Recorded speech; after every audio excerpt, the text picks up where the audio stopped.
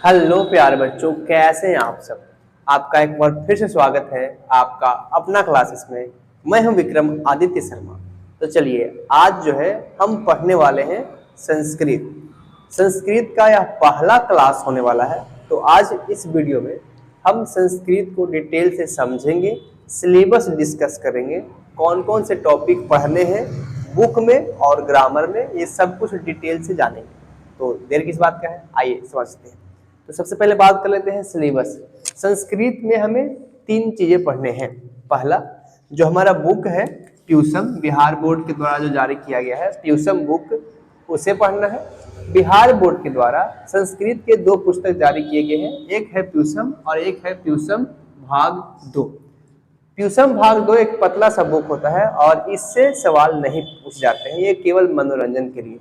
तो आपको इससे कोई सवाल नहीं पूछ जाएंगे, ये जो है खाली। तो हमारे लिए बहुत इंपॉर्टेंट जो है वो बच गया है 2। पहला ट्यूशन जो बुक होता है मोटा वाला, वो जिसमें 14 लेसन है, और सेकंड जो है हमारा व्याकरण। व्याकरण काफी सवाल पूछ जाते हैं। तो यहाँ मैंने लिख भी दिया है कि आपको ट्यूशन बुक से 45 मार्क्स की यानी कि 45 अंक के 45 नंबर के सवाल पूछे जाएंगे, और ग्रामर से आपको 55 नंबर के सवाल पूछे जाएंगे।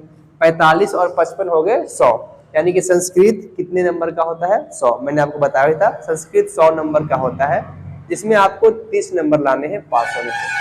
तो बुक से 45 मार्क्स के पूछे जाते हैं और व्याकरण से 55 मार्क्स के पूछे जाते हैं। आइए अब बात कर लेते हैं कि कैसे कैसे सवाल आते हैं।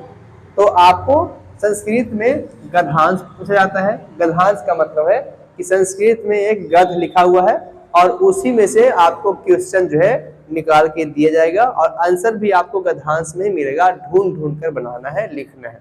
ऐसे आपको गद्यांश 2 मिलेंगे, एक 7 नंबर का गद्यांश होता है और एक 6 नंबर का, यानी 2 गद्यांश आपको मिलेंगे, उसी में से आपको आंसर ढूंढ के लिखना है। तो कुल हो गए 13 नंबर। 13 नंबर के गद्यांश पूछा जाता है। सेकंड जो है अनुच्छेद, जिसे निबंध भी कहते हैं। जैसे हिमालय पर निबंध लिखिए, भारतवर्ष पर निबंध लिखिए। तो अनुच्छेद जो है वो 7 नंबर का पूछा जाता है। किसी एक पर आपको अनुच्छेद लिखना है, वहां पे 4 या 5 टॉपिक दिए होते हैं, आप उनमें से जो भी आपको आता है, आसान लगता है, उस पर आप किसी एक पर अनुच्छेद यानी निबंध संस्कृत में लिखिए। ये संस्कृत में आपको लिखना पड़ेगा। नेक्स्ट है पत्र लेखन। पत्र लेखन आपको 2 पूछे जाएंगे, जो 8 नंबर का होता है। 4 नंबर का 2 होता है। तो पत्र लेखन आपको पूछे जाते हैं, और इसी पत्र लेखन में आपको आवेदन भी आता है। या तो आप आवेदन लिखिए या तो आप पत्र लिखिए। आपको 2 सवाल बनाने हैं। 4 सवाल में से 2 सवाल बनाने हैं। 4 नंबर का होता है दोनों, 4 दूना 8 नंबर आपको पूछा जाएगा। उसके बाद आता है बुक से। बुक जो है वो वहां से प्रश्न उत्तर पूछा जाएगा। ये सारा क्वेश्चन जो है बुक से ही पूछा जाएगा। आपको 8 सवाल बनाने हैं। 16 सवाल या 16 या 10 ऐसे ही कुछ सवाल होते हैं, उसमें से आपको 8 सवाल बनाने हैं, और ये 2-2 मार्क्स के होते हैं, यानी लघु उत्तरीय प्रश्न होते हैं। तो 8 दूना 16 नंबर आपको बुक से पूछा जाएगा। और उसके बाद आता है अनुवाद। अनुवाद में आपको 6 अनुवाद बनाने हैं, यानी कि अनुवाद 6 नंबर का आपको पूछा जाएगा। तो इस प्रकार से आप जोड़ते हैं। तो ये सब्जेक्टिव के लिए मैं बोल रहा था, ये सब्जेक्टिव के लिए आपको 50 नंबर पूछे जाएंगे। यानी आपको सब्जेक्टिव का जो है इस प्रकार से क्वेश्चन रहेगा। हम यहाँ पर लिख दें तो गलत नहीं होगा कि सब्जेक्टिव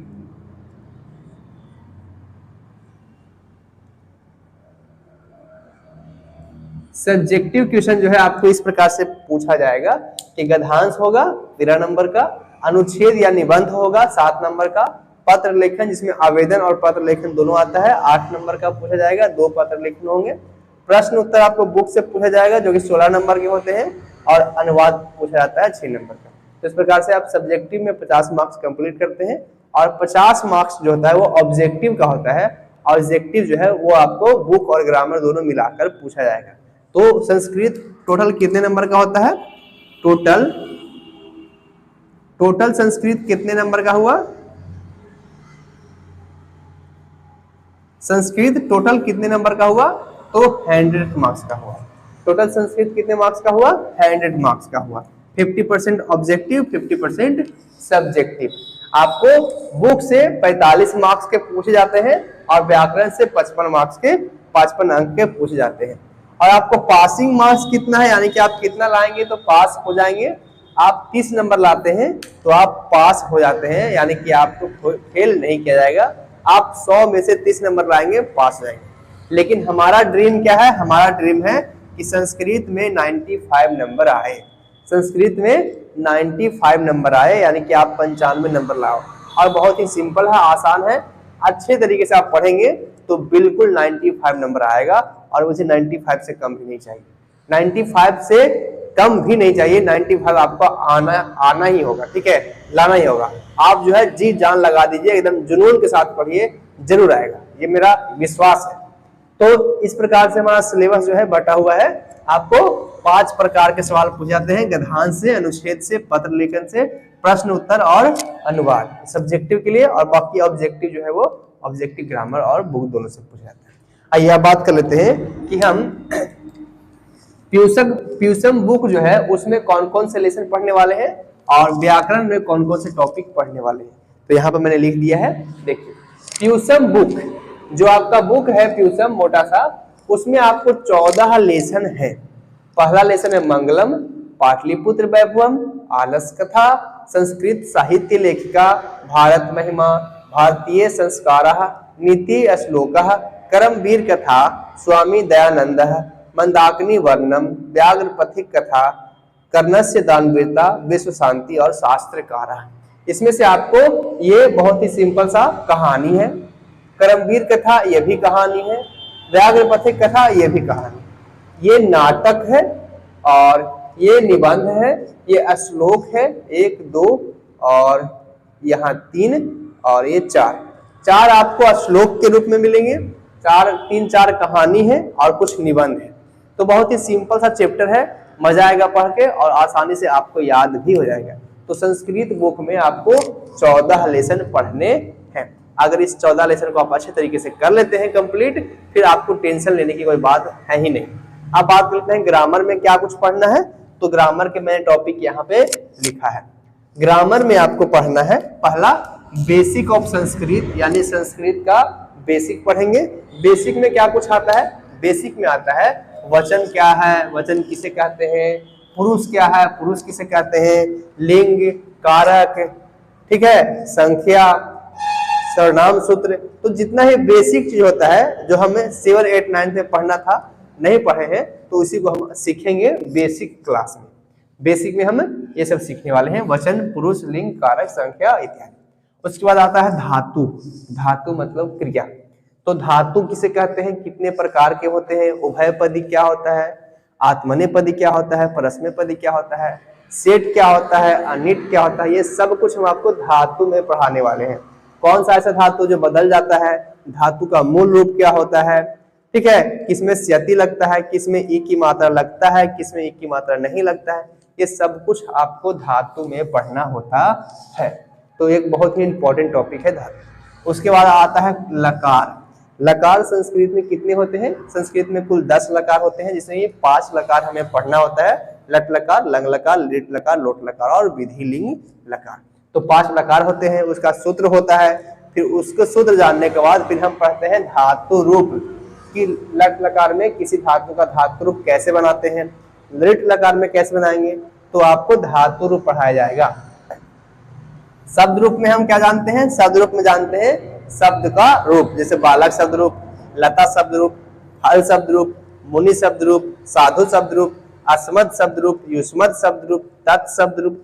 तो बहुत सारे शब्द रूप जो है हम शब्द रूप के टॉपिक में पढ़ने वाले हैं। उसके बाद आता है अनुवाद। ये बहुत इंपॉर्टेंट टॉपिक है, क्योंकि जिस दिन आप अनुवाद बनाना सीख जाएंगे, जिस दिन आप अनुवाद अच्छे तरीके से कर रहे हैं, इसका मतलब कि आप संस्कृत जो है वो सीख गए हैं।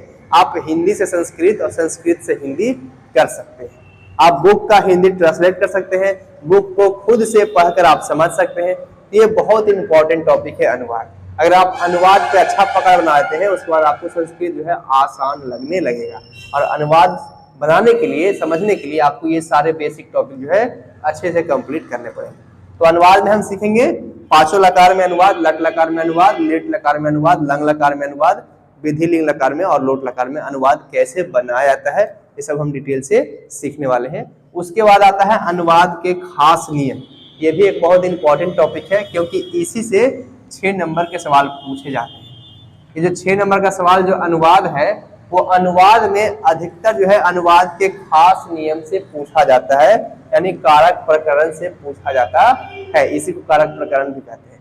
खास किस्म का अनुवाद, जैसे कि बताओ वह पैर से लंगड़ा है, तो लंगड़ा होने में या किसी के शरीर में विकार होने में कौन सी विभक्ति लगता है? तृतीय विभक्ति लगता है। तो इसमें जो है खास नियम लग रहा है। राजा गरीबों को दान देता है, तो जब दान देने का बात होता है तो उसमें चतुर्थी विभक्ति लगता है। चाहे कुछ भी कारक चिन्ह लगा हो, लगेगा चतुर्थी विभक्ति जब दान देने की बात किया जाए। मान लो गणेश को नमस्कार है, श्री गणेश को नमस्कार है, तो नमस्कार करने में कौन सी विभक्ति लगता है? चतुर्थी विभक्ति। तो यहाँ पे कुछ खास ऐसे नियम हैं जो आपको पढ़ने होते हैं, तो इसलिए मैंने यहाँ लिखा है अनुवाद के खास नियम, और इसी से सवाल पूछा जाता है। अनुवाद का 6 नंबर का ये होता है। उसके बाद आता है अनुच्छेद। अनुच्छेद यानी कि निबंध, मैंने आपको बताया है। यहाँ पे अनुच्छेद जो है 7 नंबर का पूछा जाता है, तो आपको 7 नंबर की तैयारी इसी से करनी है। इसी में आपको 7 नंबर की तैयारी कराई जाएगी। ये 6 नंबर का पूछाता है, ये 7 नंबर का पूछता है अनुच्छेद। पत्र लेखन, पत्र लेखन में ही आप सीखेंगे पत्र लेखन और आवेदन। ये मैंने यहाँ पे 2 टॉपिक बनाया है, तो इन दोनों टॉपिक से ही पूछे जाते हैं आपको 8 नंबर के सवाल।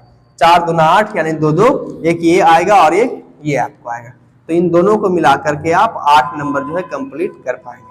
उसके बाद आता है संधि। संधि किसे कहते हैं, कितने प्रकार के होते हैं? स्वर संधि, व्यंजन संधि, विसर्ग संधि, सबको डिटेल से जानेंगे। तो संधि हो गया। उसके बाद समास हो गया, जब 2 पद मिलते हैं तो समास का निर्माण करते हैं। जैसे राजा का पुत्र, राजा का पुत्र, 2 शब्द मिले, राजा और पुत्र, मिलकर बन गया राजपुत्र, तो ये समास में हमें पढ़ना है। उपसर्ग, संस्कृत में कुल 22 उपसर्ग होते हैं।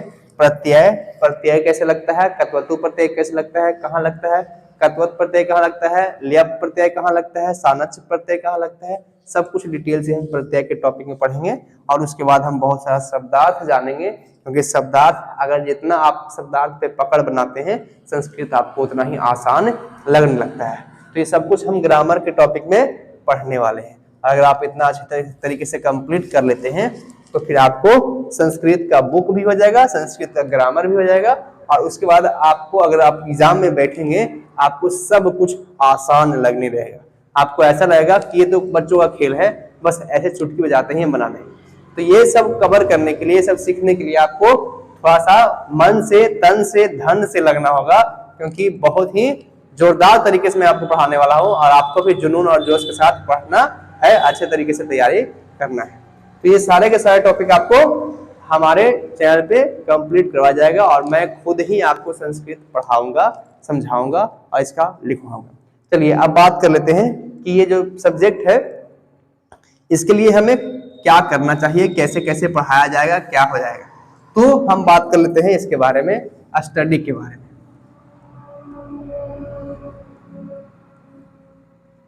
देखिए, सबसे पहले आपको स्टडी मटेरियल्स क्या क्या दिया जाएगा मेरे तरफ से।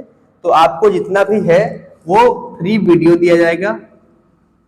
फ्री वीडियो एकदम बिल्कुल फ्री होगा। आपको सारे के सारे टॉपिक जो है यूट्यूब पर ही पढ़ाया जाएगा, यूट्यूब से ही आप देखेंगे और ये बिल्कुल फ्री है, तो आप जब चाहे देख सकते हैं। उसके बाद आपको नोट्स दिया जाएगा। नोट्स ये पेड होगा, पेड होगा यानी कि नोट्स के लिए आपको कुछ पैसे देने होंगे, कुछ पैसे खर्च करने होंगे, ताकि आप जो है सारे जो है सिलेबस का नोट्स आप अपने पास ले पाए और अच्छे तरीके से तैयारी कर पाए। उसके बाद बीच बीच में आपका डॉट क्लास रखा जाएगा।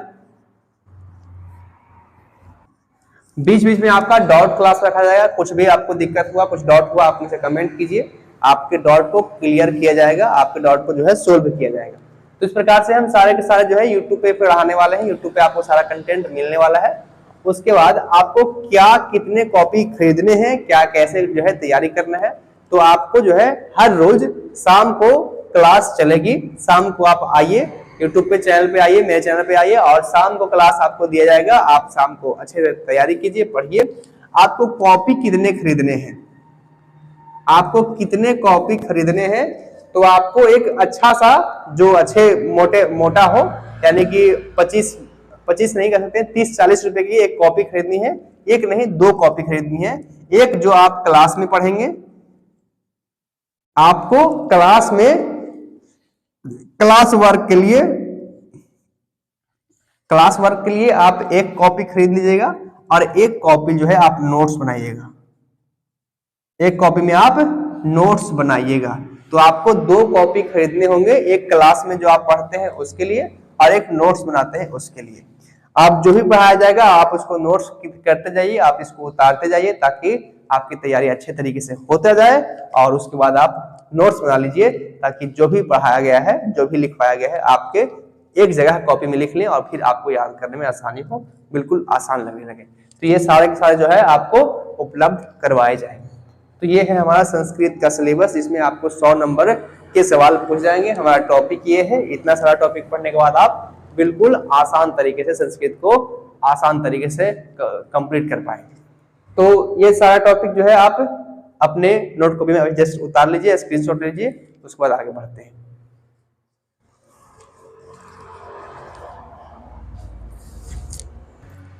आइए अब हम बात कर लेते हैं कि कैसे पढ़ाया जाएगा, कौन कौन से टॉपिक पहले पढ़ेंगे हम लोग।